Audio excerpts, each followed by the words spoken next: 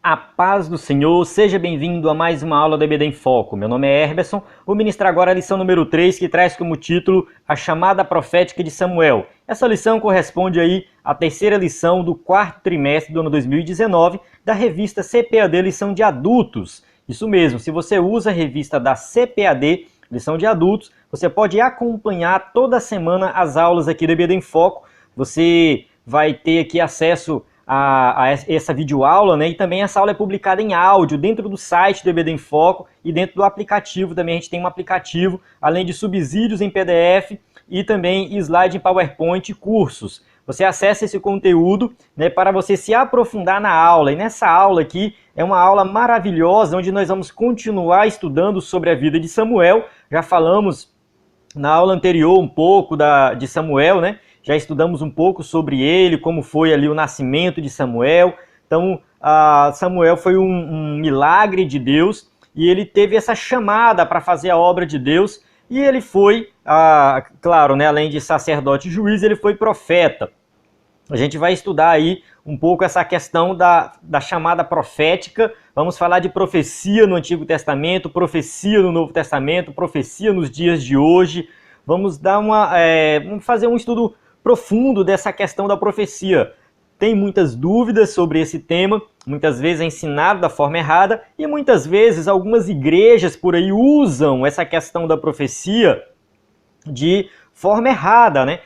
Será que a profecia nos dias de hoje tem o mesmo peso das escrituras? Alguns dizem que sim, mas a gente vai ver nessa aula aqui que não, já vou adiantando logo, né? A profecia nos dias de hoje, o dom de profecia, não tem o mesmo peso das escrituras. Então é isso que a gente vai estudar aqui nessa aula, né? A gente vai sempre procurar se aprofundar no texto do Antigo Testamento para interpretá-lo corretamente e trazer aplicações para os dias de hoje. Esse é o objetivo aqui dessa aula. Então você que é professor de EBD e quer se aprofundar, assista essa aula até o final, tenho certeza que vai ser uma bênção. Eu gostaria de abrir um parênteses aqui para pedir desculpas em relação à aula anterior, porque a introdução que eu mostrei aqui estava diferente da revista.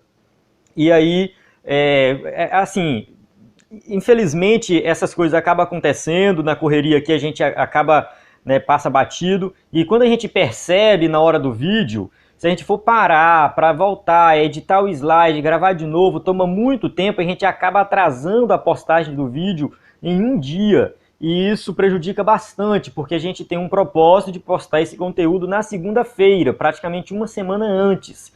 Então, se a gente atrasar a postagem, pode prejudicar alguns professores que acompanham. Então, eu optei por deixar aquele vídeo com a introdução diferente, né? A gente procura fazer tudo igual que está na revista, a introdução ficou diferente, mas não comprometeu o conteúdo, né? Alguns até gostaram, mas enfim, na verdade, esse slide aqui eu já dei uma conferida e, né, pelo que eu percebi, está tudo certo. Mas erros acontecem, né? Então, vamos lá, vamos começar aqui a nossa aula, só reforçando aqui o nosso conteúdo que tem lá no site, aula em vídeo, áudio e PDF, e os nossos slides, né, e o curso de 1º e 2º Samuel e o curso de Atos dos Apóstolos. 1º e 2º Samuel já está postado lá, aula comentando o capítulo 1 de Samuel, o capítulo 2 e o capítulo 3. Tá? Esses 3 conteúdos já estão lá postados, além de uma visão geral de Samuel, Atos dos Apóstolos também para os jovens. Então esse conteúdo está lá, onde você que é professor da EBD e quer se aprofundar e levar para a sala de aula um slide de qualidade, acesse lá, faça a sua assinatura, torne-se um assinante premium, né, que você vai ter acesso a um conteúdo muito mais completo, né, para você se capacitar mais ainda. O texto áureo diz o seguinte: então veio o Senhor e ali esteve, e chamou como das outras vezes, Samuel, Samuel. E disse Samuel, fala, porque o teu servo ouve. 1 Samuel 3:10. Então aqui a gente vê o texto áureo, já é o texto logo do capítulo 3, que a gente vai estudar, né, onde Deus chama Samuel.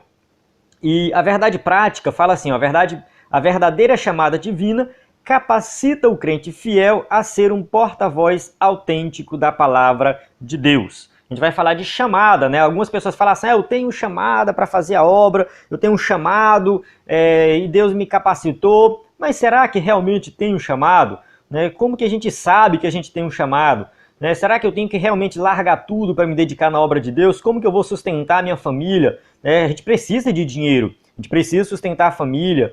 Então, assim, tem alguns pastores que vivem da obra, tem alguns pastores itinerantes, outros escritores, mas realmente eles confirmaram essa chamada. Então, assim, a gente tem que parar para pensar nisso. Samuel, ele teve, aí ele tinha realmente, de fato, uma chamada. Deus chamou ele, capacitou ele para ele fazer essa obra. Então, isso é muito importante nós refletirmos sobre essa questão da chamada. A leitura bíblica em classe, enquanto em 1 Samuel 3, de 1 a 10. Essa leitura não faço aqui para ganhar tempo no vídeo, mas ela é muito importante, né? E apesar dela estar no capítulo 3, você tem que ler o capítulo 2 para entender o contexto, tá? Lá no curso de 1 Samuel, você vai ter, 1 e 2 Samuel, você vai ter essas aulas já comentadas lá, o capítulo 2 comentado, capítulo 1, capítulo 2, capítulo 3. Se você já tem sua assinatura, pode acessar esse conteúdo lá. Primeiro, vamos começar aqui a nossa introdução, garanto que agora está correta, né? Nesta lição, veremos que o ministério profético do Antigo Testamento não se caracterizava pela adivinhação nem pela mera predição do futuro, mas tinha como principal objetivo levar a todos a ter um firme compromisso com Deus. Então é isso que é profecia. Tem gente que pensa que profecia só está relacionada ao futuro. Toda vez que tem uma profecia, Deus está prevendo alguma coisa do futuro. É assim, Deus pode trazer uma profecia prevendo algo do futuro? Pode. Só que, na maioria das vezes, a profecia tinha como principal objetivo fazer com que o povo tivesse compromisso com Deus. E essa profecia é muito diferente, mesmo que ela esteja prevendo o futuro, é muito diferente de adivinhação. Não é adivinhação, Deus não é adivinho.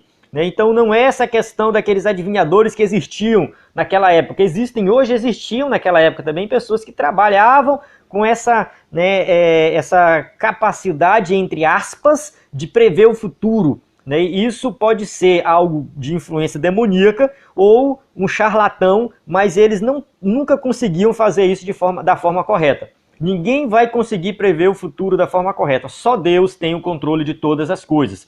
Então, que isso fique bem claro, e que essa profecia, as profecias do Antigo Testamento, nem sempre estavam falando do futuro. Às vezes estavam falando do presente, de um comportamento errado. Então o profeta era um pregador da palavra, que exortava a pessoa para que ela pudesse também mudar a sua atitude e andar da forma correta. Sua essência é anunciar a totalidade da mensagem divina. Então a profecia no Antigo Testamento ela tinha esse objetivo de trazer uma mensagem que vinha diretamente de Deus. Então era a mensagem realmente divina. E por isso Jeremias foi bem categórico. O profeta que tem sonho, conte-o como apenas sonho. Mas aquele que está com minha palavra, fale a minha palavra com verdade, diz o Senhor. Jeremias 23, 28. Então aqui é Deus usando Jeremias, onde ele está falando, se você teve um sonho, você fala, olha, eu tive um sonho assim, assim, assado. Isso lá no Antigo Testamento.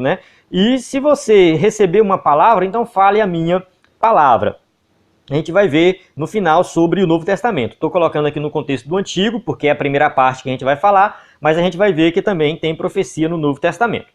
Tópico 1, definindo o profeta em Israel. A menção de profeta no livro, no livro de Samuel. A primeira menção feita a um profeta no livro está registrada em 1 Samuel 2, 27 e 36. O que está escrito lá? E veio um homem de Deus a Eli e lhe disse, assim diz o Senhor, acaso não me revelei claramente a família de seu pai, quando eles estavam no Egito sob o domínio de Faraó? Então isso aqui, 1 Samuel 2, 27, quando aquele profeta chega, falando para Eli que ali Eli era descendente de Arão, que Arão foi o primeiro sumo sacerdote, e ele estava ali como uma família escolhida por Deus, mas estava errando, estava pecando, e essa profecia foi uma profecia contra a casa de Eli para que Eli tomasse uma atitude e ele não tomou. Eli continuou andando no caminho errado. Mas aqui mostra essa referência, um homem de Deus. Isso era o profeta, um homem de Deus. E aí, mais na frente, no capítulo 3, Deus fala diretamente a Samuel e Samuel conta para Eli. Eli perguntou, o que o Senhor lhe disse? Não esconda de mim, Deus o castigue, e o faça com muita severidade, se você esconder de mim qualquer coisa que ele lhe falou. 1 Samuel 3,17. Então, Eli vai lá e olha, Samuel conta, e Samuel já tinha ouvido Deus falar, foi lá e falou, olha, Deus me falou assim, assim, assado. Então, contou tudo para ali Eli, e ali que seja feito, né, falou que seja feita a vontade de Deus. Basicamente, a profecia de Samuel no capítulo 3, onde Deus entrega para Samuel aquela palavra contra a casa de Eli, é basicamente a mesma coisa do capítulo 2 daquele homem de Deus, mostrando aqui que Deus está colocando Samuel no mesmo patamar daquele profeta. Samuel já é aqui um homem de Deus, um profeta mesmo criança. E é interessante também uma coisa aqui, é que o Samuel, ele tem essa chamada profética, né, e começa a ter um contraste entre Samuel e Eli.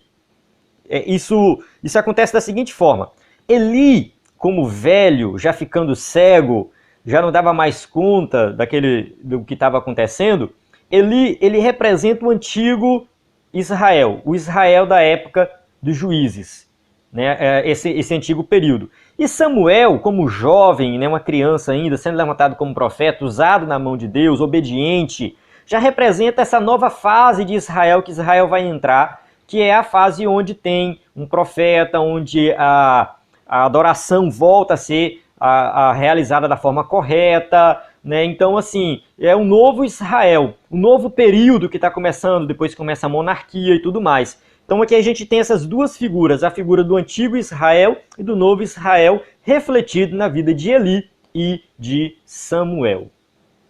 Definição de profeta, né? 1.2 aí.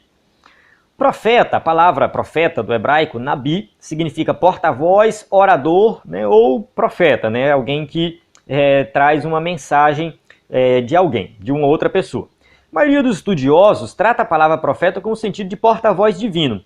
Então, na Antiga Aliança, no Antigo Testamento, a palavra nabi, quando está lá registrado no Antigo Testamento, está falando de alguém que vai trazer uma mensagem divina, uma mensagem de Deus. Esse aspecto, o profeta seria o mensageiro de Deus, cuja missão era levar o povo a obedecer à vontade do Todo-Poderoso.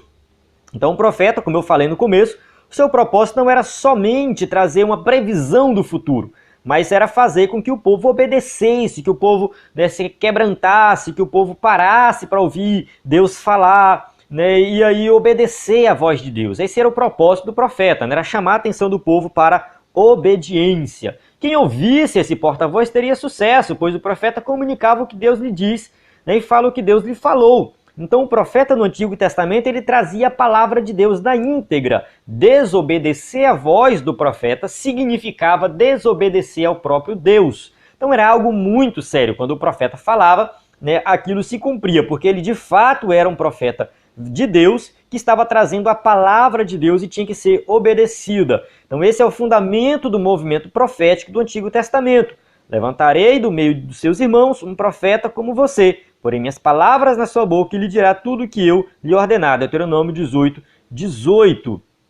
E 1 Crônicas 20:20 fala: escutem-me, Judá e povo de Jerusalém. Tenham fé no Senhor, o seu Deus, e vocês serão sustentados. Tenham fé nos profetas dele e vocês terão a vitória. Então ter fé aqui é confiar na palavra do profeta, né? Não é crer no profeta como alguém superior aos outros, mas tenha fé no profeta, confie na palavra do profeta, porque ele de fato está trazendo a palavra de Deus. Se você confiar nessa palavra, você vai ter vitória. Então confiar na palavra do profeta, acreditar no profeta e seguir e obedecer o profeta, né, na palavra que o profeta trazia, estava seguindo e obedecendo ao próprio Deus.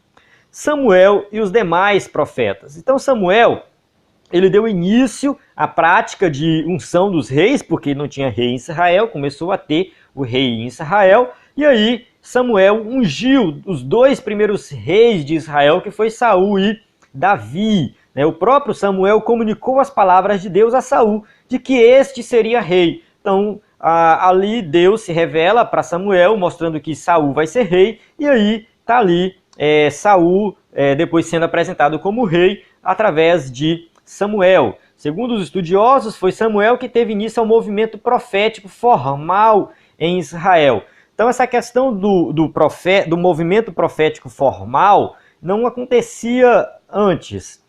Tipo, Deus usava um ou outro como profecia, assim como usou aquele homem de Deus para falar com Eli, mas era algo muito pontual, Tipo, usava aqui e pronto, Então não tinha um movimento, um profeta que estava ali oficial como profeta da nação, onde o povo pudesse procurar ele, que o povo pudesse ir atrás, olha profeta, queremos saber o que Deus está falando, que o rei pudesse procurar, enfim.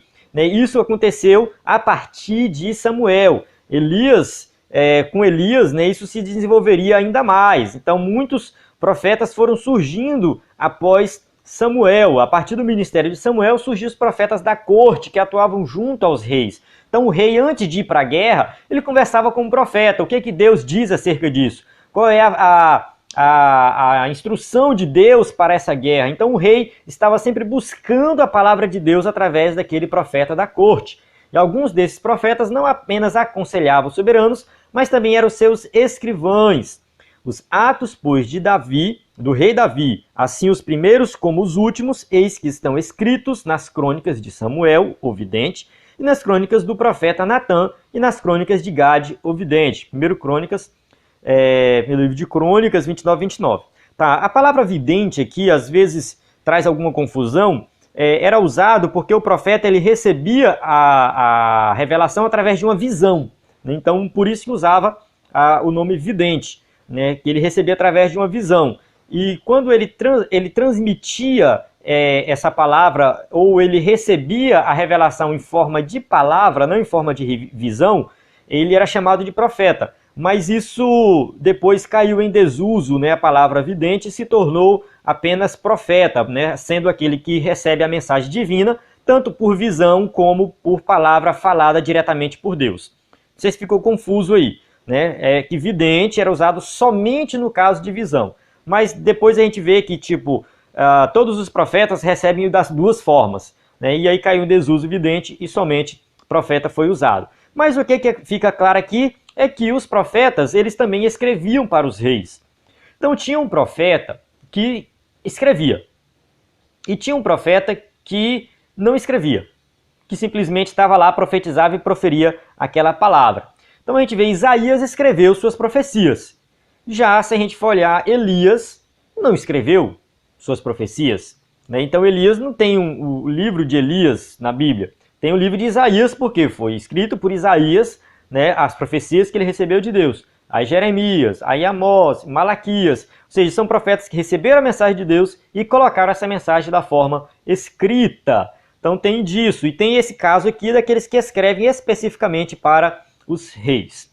Tá, então a gente encerra aí o primeiro tópico, né, que fique bem clara essa questão do ministério profético, né, ali do Antigo Testamento, qual o propósito, transmitiam diretamente a palavra de Deus, era para que o povo obedecesse, chamasse a atenção do povo, né, e claro, através de milagres e outras coisas, né, registros escritos que eles deixavam, conselhos para reis. Então esse era o propósito ali do profeta no Antigo Testamento.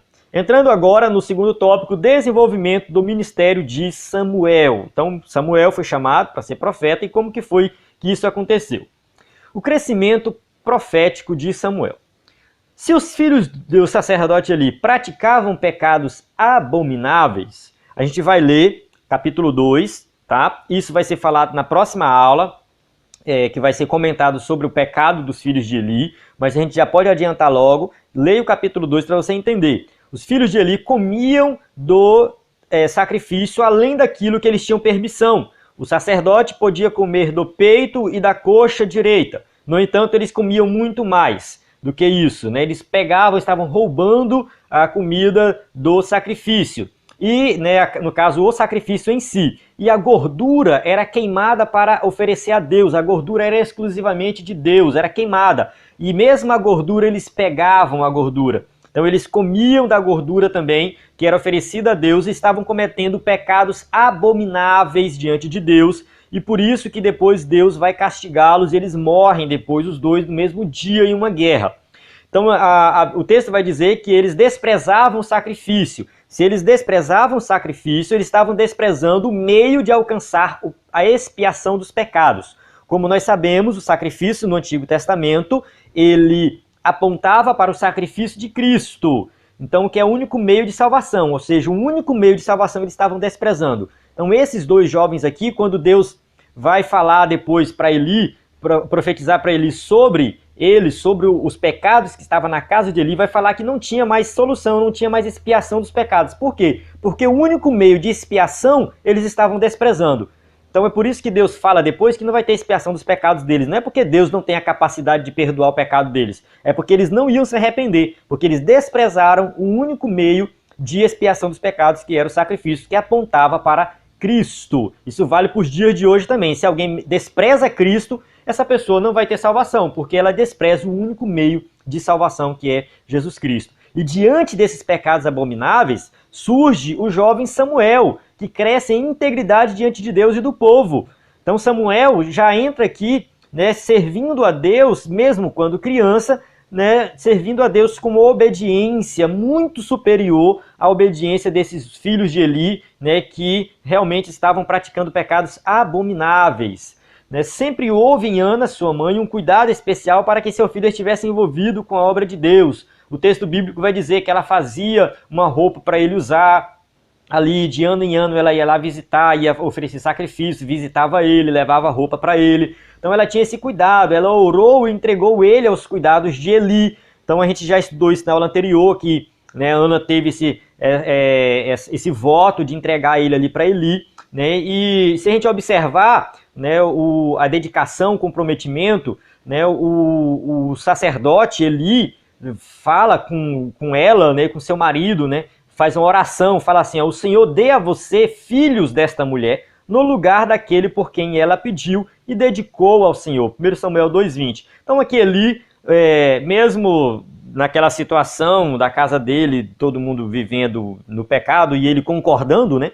Ele concordando, de certa forma, ele não impede os filhos dele de pecar. Eli ainda traz uma palavra profética para Ana, né, que ela teria mais filhos, e de fato isso vai acontecer, ela tem outros filhos, né? É maravilhoso dedicarmos a Deus o que temos de mais precioso, pois as recompensas são certas. O Senhor foi bondoso com Ana, ela engravidou e deu à luz a 3 filhos e 2 filhas. Enquanto isso, o menino Samuel crescia na presença do Senhor. 1 Samuel 2,21. Então Ana não teve somente Samuel como filho, ela teve mais filhos. Então, quando ela entregou aquilo de mais precioso que ela tinha para Deus, ela recebeu em troca ali, né, uma bênção muito maior. Então, ela foi uma mulher agraciada, teve vários filhos e foi muito abençoada por causa da sua fé, da sua dedicação na obra de Deus, de estar adorando a Deus. Né? Então, ela não toma essa decisão de uma hora para outra, ela não toma essa decisão baseado somente no que ela acha, no que ela pensa, mas porque ela estava sempre na presença de Deus.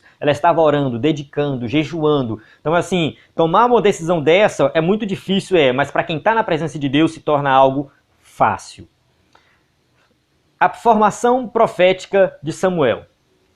Samuel aprendeu com Eli e foi formado pelo velho sacerdote. Então, ali, Eli passou para Samuel tudo que ele sabia e ensinou Samuel. Assim como Paulo aprendeu aos pés de Gamaliel, Atos 22:3 vai dizer isso aí, né, que Paulo teve Gamaliel como um mestre que ensinou a ele. Timóteo aprendeu com Paulo, 2 Timóteo 3:10, vai ficar bem claro isso aí. Então, um aprendendo com o outro, né? Deus chamou Samuel quando ele tinha cerca de 12 anos. Então, assim, a gente não sabe exatamente se esse dado está certo, porque, se eu não me engano, foi Flávio Josefo que falou isso aqui, que a criança com 12 anos ela começava já, né, a se envolver de forma ativa na obra de Deus. Então, assim, todos esses homens, muitos homens, não vou dizer todos, mas muitos homens da Bíblia vão aprender com os outros, né, vão aprender com o que o outro está fazendo. A gente viu aqui o caso de Paulo e Timóteo, que tiveram tutores, e Samuel também teve esse tutor, né, que foi Eli. Isso aqui tem também um paralelo com a vida de Jesus. Né? Jesus também, com 12 anos, estava em Jerusalém com seus pais, ensinando os doutores. Então é um paralelo da história de Samuel com a história de Jesus, né? Mas, enfim, não é só uma curiosidade aqui, né? Que essa idade de 12 anos era a idade ideal para o jovem começar a se envolver de forma mais ativa na obra de Deus. Assim, sob os cuidados de Eli, Samuel era forjado por Deus para o ministério profético. Então, de certa forma, Deus estava usando Eli para que Eli também estivesse ali ensinando Samuel. Então, Samuel cresceu ali dentro daquele local, que era o tabernáculo, né? E ali ele foi aprendendo tudo sobre servir a Deus da forma correta. Muitos hoje não querem mais aprender com os mais experientes, pois julgam-se importantes e desprezam o aprendizado aos pés de alguém. Infelizmente, acontece muito disso, que as pessoas não querem aprender com quem tem experiência, principalmente os jovens de hoje que têm acesso à educação de uma forma mais fácil, usa mais a internet, talvez até ler muitos livros, enfim, né, acaba achando que tem um conhecimento maior. E isso não é bom. Isso não é bom. Por mais que a gente estuda teologia, eu tiro por mim, né? Eu ainda tenho 30 anos de idade, estou começando ainda, né? E estou estudando e tal, e fazendo mestrado em teologia, e buscando ter conhecimento e tal. Mas aí eu chego na igreja, toda igreja que eu vou congregar, eu procuro um pastor que eu possa acompanhar, né? Se a igreja tiver mais de um pastor, ou se tiver um presbítero mais experiente, que eu possa acompanhar, que eu possa estar do lado dele, aprendendo ali, né, muito mais do que se eu tivesse sozinho. Hoje, por exemplo, na igreja que eu congrego, tem vários pastores, e eu estou com o pastor Welton, que é o pastor que toma conta da escola bíblica dominical, e eu estou ali aprendendo com ele, né? A igreja trabalha também com células, né, grupo de evangelismo, e a gente está ali sempre aprendendo, então sempre uma oportunidade para aprender. Eu não me importo se eu estou fazendo um estudo teológico maior, mais profundo do que ele. Isso não vem ao caso, né? Eu estou aprendendo com ele. Eu gosto muito, toda igreja que eu passo, eu gosto de estar ao lado de um pastor para que eu possa compreender, ou de um irmão mais experiente, enfim. Né? Independente da formação dele, eu sei que eu posso aprender muito mais ali. Então, Paulo e Timóteo, por exemplo, orgulhavam-se de ter aprendido com seus mestres. Isso é muito importante. Então eles estavam sempre procurando aprender mais e mais, isso é importante. Quem é muito arrogante, acha que já sabe tudo, acaba cometendo vários erros e acaba não sendo abençoado mais na frente. E um detalhe, né, além da disposição para aprender, precisamos de disposição para ouvir a voz de Deus. A gente tem que estar atento também para ouvir Deus falar conosco através da sua palavra. Isso só é possível por meio de uma vida de oração e busca fervorosa pelo Senhor. Então a gente tem que buscar a Deus para que nós possamos ouvir Deus falar conosco, né? Deus vai falar conosco através da sua palavra. Também não fique esperando Deus aparecer para você pessoalmente, uma voz vindo do céu falar com você. Não, abra a Bíblia e leia, ali Deus está falando com você. A disciplina de Samuel, para encerrar o tópico 2, né, ainda jovem Samuel já se mostrava disciplinado, bem obediente, disciplinado. Ao ouvir a voz que chamava pelo nome, ele levanta pensando que Eli, e 3 vezes ele vai lá com Eli com todo respeito e temor. E correu até Eli e disse: estou aqui, o Senhor me chamou? Eli, porém, disse: não chamei, volte e deite-se. Então ele foi e se deitou. 1 Samuel 3,5. Então isso acontece 3 vezes, e as 3 vezes ele vai até Eli. Ele é um jovem obediente, que está ali sempre à disposição para ouvir aquele seu tutor, aquele seu mestre, aquele seu professor, que no caso aqui era Eli. Então essa postura, apontava que ele era, certo para ouvir a palavra do Senhor. Então isso mostra que ele estava ali à disposição para obedecer em qualquer circunstância. Desde então Samuel passou a receber visões de Deus e orientações sobre sua palavra. Então Deus fala com Samuel, Deus ali passa para Samuel uma palavra contra a casa de Eli, e depois Samuel conta para Eli, e ali, a partir daquele momento, ele começa a receber sempre visões e revelação.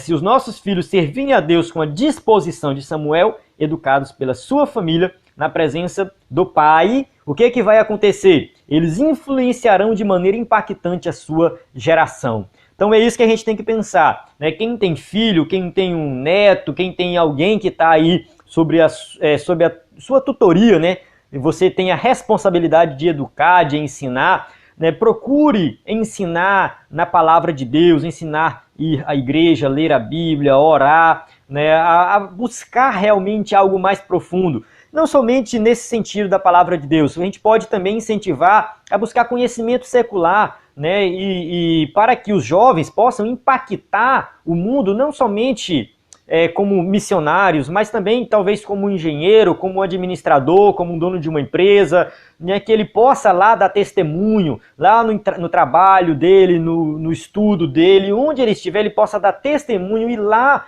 ele impactar também a sua geração, impactar ali aquele meio que ele está vivendo, né, com a palavra de Deus.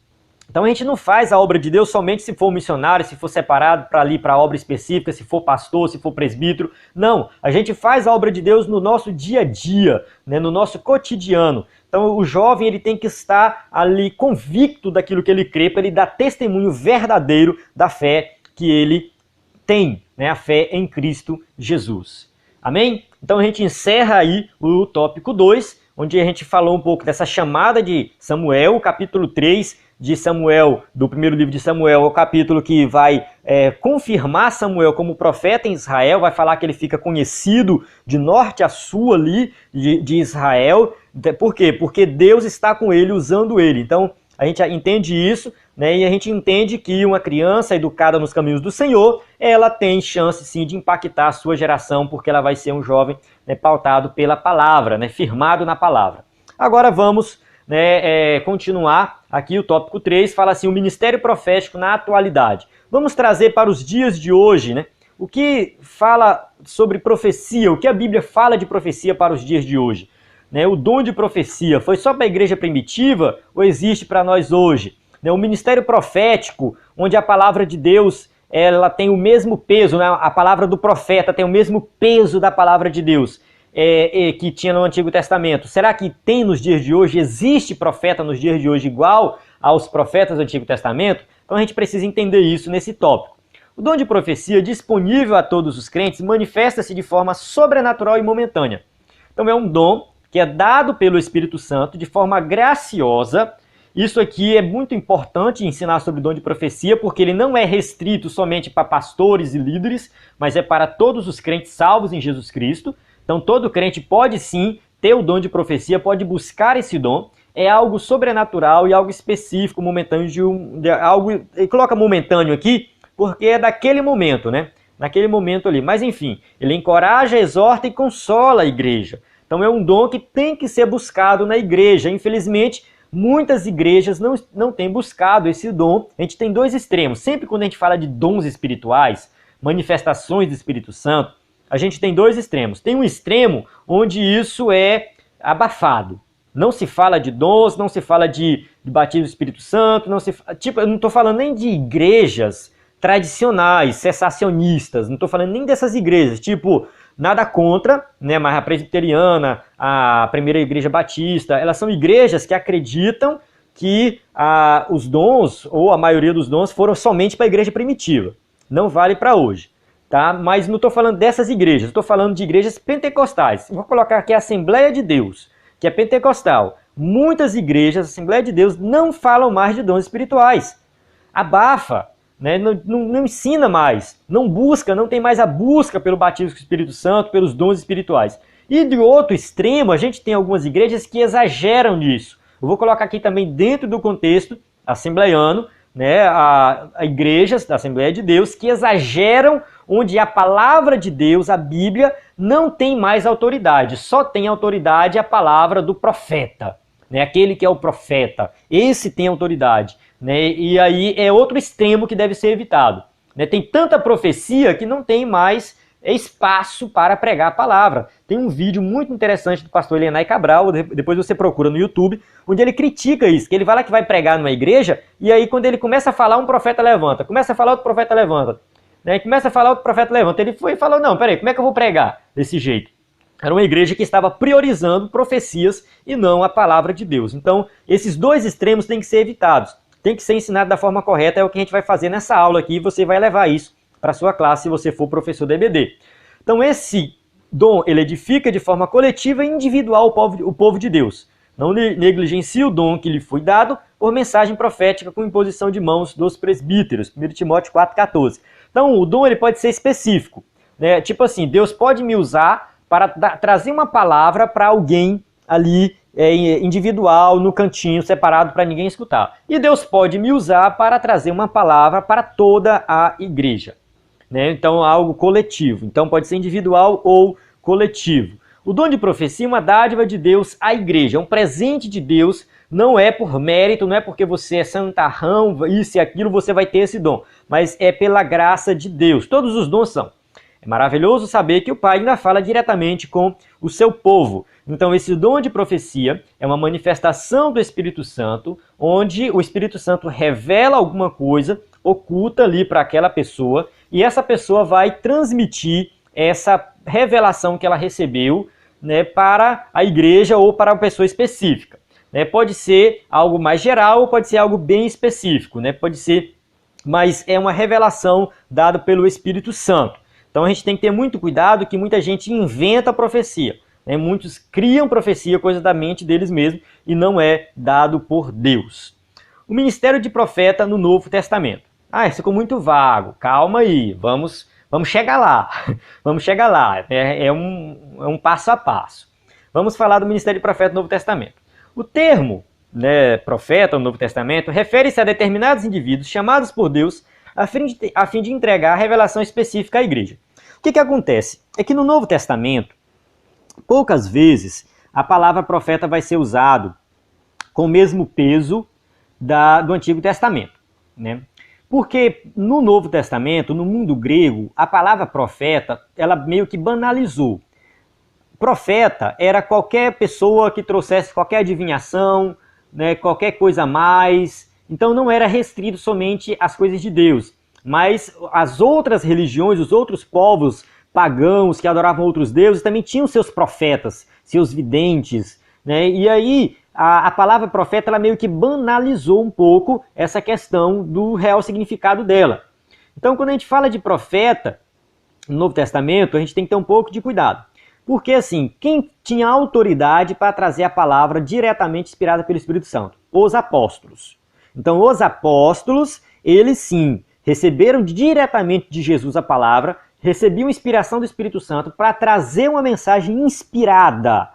Então quando a gente fala de apóstolo no Novo Testamento, a gente está falando de fato daqueles que tinham autoridade meio que igual à autoridade dos profetas do Antigo Testamento. Então os apóstolos do Novo Testamento são equivalentes aos profetas do Antigo Testamento.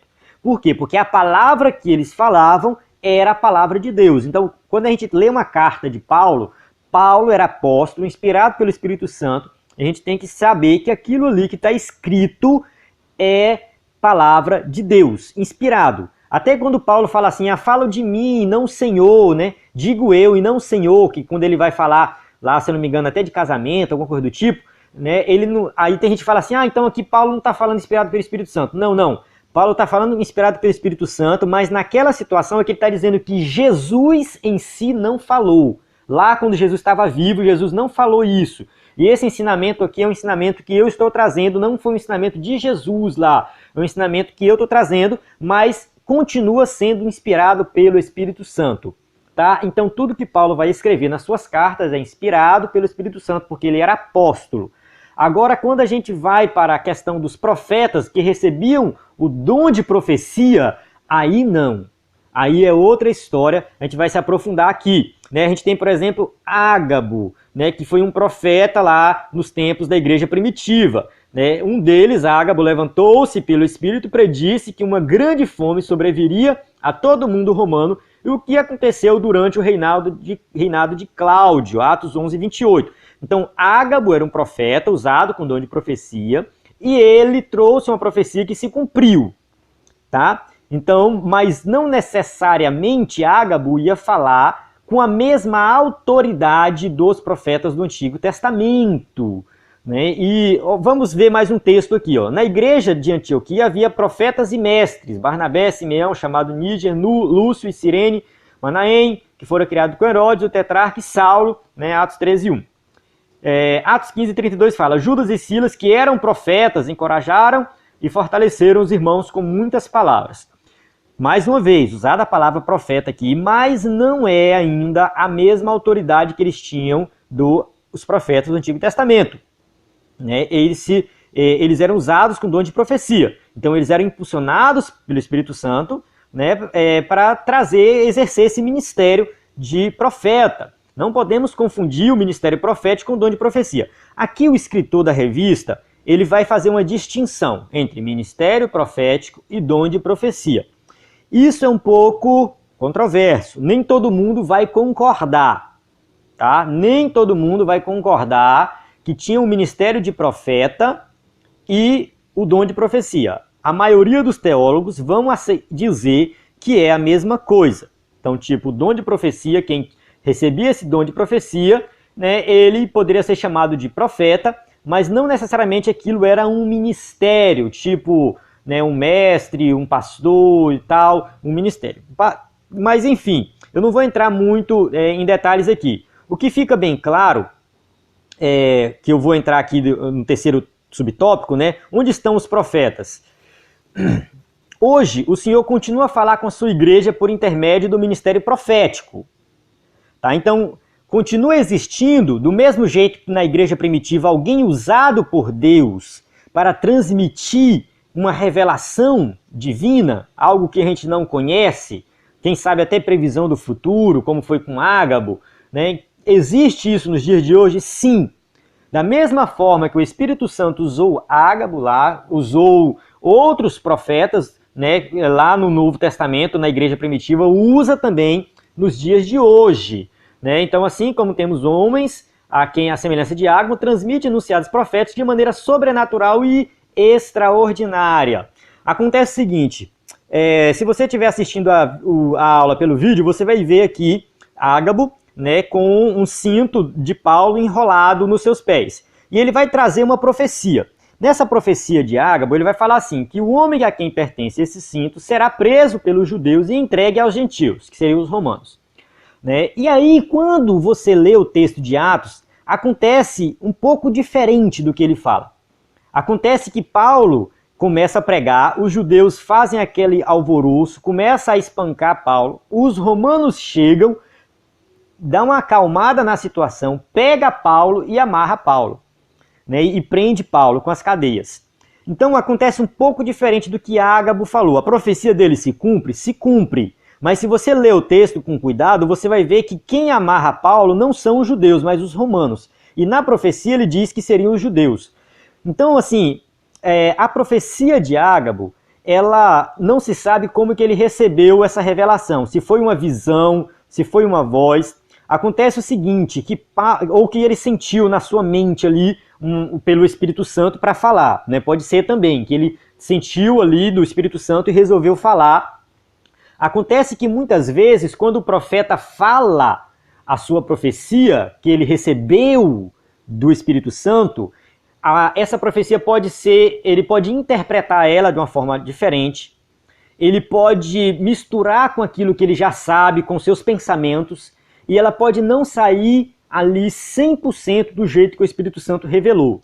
É um pouco confuso, tá? É um pouco confuso isso. Eu peço desculpas se alguém discorda de mim, mas se você ler o texto de Ágabo, é por isso que a gente vai dizer que o dom de profecia não tem o mesmo peso das Escrituras. Porque é justamente isso, o profeta pode interpretar a visão de uma forma errada. Então, às vezes, talvez Ágabo teve uma visão do povo judeu gritando e Paulo lá amarrado, e ele interpretou que os judeus tinham amarrado Paulo, né? E na verdade, quem amarrou foi os romanos. Então, às vezes, você tem uma visão de alguma coisa que Deus realmente está revelando algo para você. Eu digo isso porque a minha mãe, ela tem visão, ela tem sonhos, ela é uma mulher crente, busca Deus, e quando ela tem uma visão, um sonho, ela conta e realmente acontece. A gente sabe que é algo de Deus, Deus está revelando realmente algo. Eu já presenciei isso várias vezes, não foi só uma e nem duas vezes, não. Então, o que acontece é que quando ela conta o sonho que ela teve, às vezes a gente fica querendo interpretar, mas será que é isso? Será que é aquilo? Né? Se ela sonha com algo específico, a gente fica, mas será que é isso? Será que é aquilo? Então o profeta, nessa revelação que ele tem do Espírito Santo, ele pode, né, trazer uma interpretação um pouco diferente daquilo que o Espírito Santo de fato queria dizer. Então é por isso que tem que ter muito cuidado com esse dom. Por isso que Paulo fala para examinar, né? Eles não possuem a mesma autoridade canônica da Bíblia Sagrada. Não pode, a única regra de fé infalível é a Bíblia, né? É a nossa regra de fé. Não tem como. Olha só o que Paulo diz em 1 Coríntios 14, 29. Tratando-se de profetas, falem 2 ou 3, e os outros julguem cuidadosamente o que foi dito. Já pensou essa palavra aqui no Antigo Testamento? Olha, quando Isaías falar, a gente vai julgar para saber se... Não cabe. Não faz sentido. O que Isaías falou foi a palavra de Deus. O que Jeremias falou não foi para ser julgado, era a palavra de Deus. Então era algo totalmente diferente do Novo Testamento. O Antigo totalmente diferente do Novo. O Antigo era de fato a palavra de Deus. No Novo Testamento, o dom de profecia, ele pode vir um pouco diferente daquilo que o Espírito Santo revelou, misturado com o pensamento da pessoa, com a interpretação que ela está dando daquela revelação, e aí por isso tem que ter o julgamento, né, de 2 ou 3 pessoas, e pode ser que a pessoa está inventando a profecia. Aí que é um caso muito pior, que ela vai se ver com Deus. Mas é por isso que tem que ser tudo pautado pela palavra, julgado pela Bíblia. Desse negócio de alguém chegar, eis que te digo, tal, Deus mandou dizer isso e aquilo é contrário à palavra de Deus, sai fora.